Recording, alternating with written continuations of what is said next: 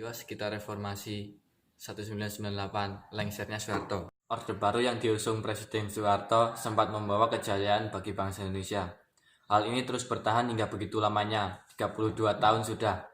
Ia memimpin negeri yang kaya akan SDA keberagaman suku bangsa ini. Namun sayang, kekuasaan absolut sang presiden harus pupus dan hangus di tangan rakyat dengan obor reformasi. 1998 silam, tepatnya pada tanggal 21 Mei 1998, Indonesia mengukir tinta sejarah untuk pertama kali. Presiden Soeharto yang telah duduk di panggung kekuasaan selama 32 lamanya harus turun atas kehendak rakyat. Sang kepala negara akhirnya takluk oleh aksi people power, bentrokan antara aparat keamanan dan massa pun tak terelakkan. Ibu kota membara, kerusuhan pun merebak di seluruh pelosok negeri. Penyebab terjadinya hal tersebut dipengaruhi banyak faktor. Pertama, banyak nyawa yang melayang semasa kepemimpinan Soeharto. Dalam kasus pelanggaran HAM, era Orde Baru di zaman Presiden Soeharto banyak disorot Komisi untuk Orang Hilang dan Korban Tindak Kekerasan. Kontras mencatat beberapa dari peristiwa tersebut.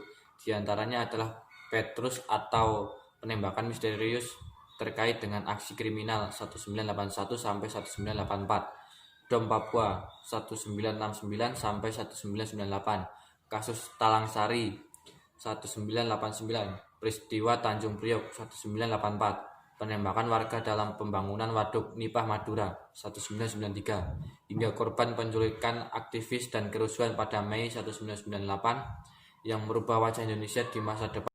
Kedua, krisis moneter yang menghantam rupiah. Faktor kejatuhan ekonomi Indonesia juga berperan menjadi alasan lengsernya Soeharto. Krisis finansial yang menghantam wilayah Asia, khususnya Indonesia, menjadi tonggak bagi rakyat untuk mengganti pemimpin mereka. Ketiga, pelanggaran sosial masyarakat. Saat rezim Orde Baru berkuasa, ada banyak hak rakyat yang ditindas dan diambil secara paksa. Salah satu peristiwanya perampasan tanah rakyat Kedung Ombo 1985 sampai 1989. Keempat, media diawasi dan melarang masyarakat berorganisasi. Keberadaan media dan organisasi kemasyarakatan diawasi ketat oleh rezim Orde Baru. Tak hanya gerakannya dibatasi. Media yang nekat melawan kehendak pemerintah bakal dibredel. Alhasil, muncullah kebijakan seperti arangan berorganisasi, penetapan normalisasi kehidupan kampus atau Badan Koordinasi Kemahasiswaan 1978 dan pemberangusan organisasi kemasyarakatan dengan UU Nomor 5 Tahun 1985 tentang organisasi kemasyarakatan. Yang kelima, kasus korupsi yang menguras uang negara. Tindak pidana pencurian uang negara rupanya telah dilakukan sejak rezim Orde Baru berkuasa. Presiden Soeharto melakukan korupsi pada penggunaan dana reboisasi Departemen Kehutanan dan Pos Bantuan Presiden. Uang tersebut digunakan untuk membiayai 7 yayasan milik Soeharto.